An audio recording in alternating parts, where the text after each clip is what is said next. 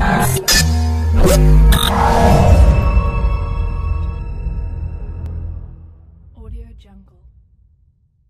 grand plaisir, l'Association française des docteurs en droit que je préside est une association d'utilité publique dont le rôle est de soutenir le doctorat en droit, qui est un diplôme de fin d'études, et à travers le doctorat en droit, de soutenir les jeunes chercheurs qui consacrent des années à approfondir des thématiques d'actualité. Voilà, donc c'est une association dont le rôle est quand même assez important parce que il n'est pas toujours facile de financer la recherche, de trouver ensuite des débouchés, de pouvoir partir à l'étranger. Donc c'est un peu dans cet esprit que notre association œuvre. Merci Monsieur le Président. Pourriez-vous nous dire quelques mots sur le colloque qui se déroule aujourd'hui à la faculté de Rabat?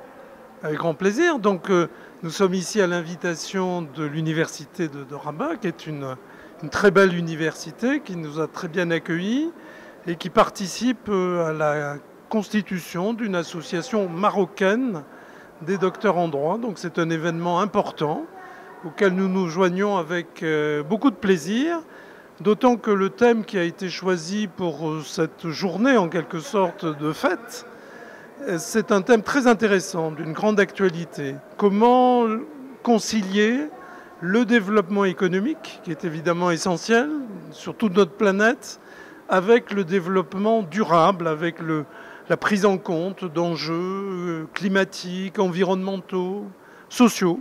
Pour les juristes, c'est un challenge difficile, mais précisément, toute notre association française est venue en nombre pour contribuer à ce travail commun. Donc c'est avec infiniment de plaisir que nous sommes aujourd'hui au Maroc pour réfléchir sur cette thématique. Oui, professeur Al-Hassani, Sbaï Selma, donc professeur à la faculté de droit de Rabat Agdel, Université Mohamed V. On organise aujourd'hui un colloque international qui porte sur une thématique cruciale, la thématique, les liens entre développement durable et droit économique. On a eu la chance d'avoir des invités prestigieux, professeurs émérites français et marocains, professeur Jacques Mestre, un grand commercialiste, professeur Gérard Blanc, professeur Al-Alami Al-Machichi, Ahmed El-Ghazali, et puis toute une série d'intervenants français et marocains qui ont des expertises tout à fait avancées sur les thématiques du développement durable et du droit économique. Donc pourquoi un colloque sur cette thématique? Parce qu'aujourd'hui, on assiste en réalité à une mutation remarquable de la discipline sous les impératifs du développement durable et de la croissance responsable. Et donc, il était question pour nous, universitaires, de se réunir pour réfléchir, pour prendre le temps de penser les mutations qui sont aujourd'hui en cours de déploiement, utiliser des disciplines aussi diverses que le droit des sociétés, le droit commercial, le droit de la consommation ou encore le droit de la concurrence, pour essayer de comprendre, en fait, de déchiffrer, de décrypter le nouveau droit économique en émergence. Voilà un peu le contexte général de l'organisation de ce colloque. Alors ce colloque a été également l'occasion pour nous de créer l'Association marocaine des docteurs en droit. C'est une association qui a pour but de faire rayonner la recherche juridique et de valoriser donc le statut de docteur en droit. Et donc c'était l'occasion de lancer cette association et également de lancer un partenariat entre la faculté de droit de Rabat Agdel et l'Association française des docteurs en droit. Une association reconnue d'utilité publique qui existe depuis 1952 et qui a une grande densité en matière justement de recherche et de rayonnement juridique en ce qui concerne les profils des docteurs. Donc voilà un peu le contexte général donc, de l'organisation de notre colloque. إدريس العالمي المشيشي أستاذ فخري بجامعة محمد الخامس بالرباط. كان لي شرف المشاركة في هذه الندوة المتعلقة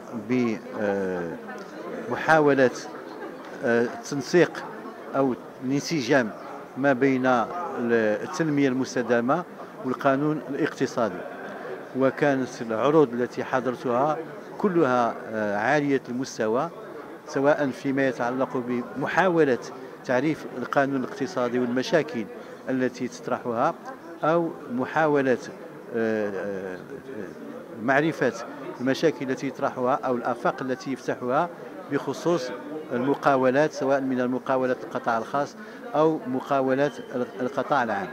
ثم كانت هناك محاولة للاقتراب مما يمكن أن نسميه بالقانون الاجتماعي، ماشي بمعنى قانون الشغل، وبمعنى القانون الذي به لمسة اجتماعية، جمعيات، مؤسسات إلى آخره. وأخيرا تقدم عبد ربي بمحاولة لتقريب ما بين القانون الاقتصادي ومتطلبات حقوق الإنسان بمعناه الكامل ودولة الحق والقانون، وكل ذلك مع التشبع بفكرة الحق في التنمية الذي أصبح كذلك حقا أساسيا من جملة حقوق الإنسان. وأخيرا ما أضيف له من نعت التنمية المستدامة. طبيعة الحال هذا كله جيد وشيق، وهناك وتوجد منه بدايات متعددة وغزيرة في المغرب، في التشريعات المغربية وفي علاقات المغرب مع التشريعات الأجنبية. ولكن الوضع بالمغرب لا يزال يحتاج إلى تحسين كبير، ولربما كان من الضروري الإلحاح على تغيير العقليات، لأن هذه العقلية سواء منها ما يرجع إلى السلطات العمومية الإدارة بالخصوص، أو ما يرجع منها إلى الفاعلين الاقتصاديين الخواص، هذه العقليات لا تزال بعيدة عن تفهم متطلبات حقوق الإنسان والحق في التنمية، بحيث لا بد من محاولة في هذا الاتجاه. والمحاولة في هذا الاتجاه تكون أساسا بالتربية على هذه المسائل، والتربية بصفة عامة، لأن التربية والتعليم هي المفتاح الحقيقي لكل تقدم أو تطور في أي مجال.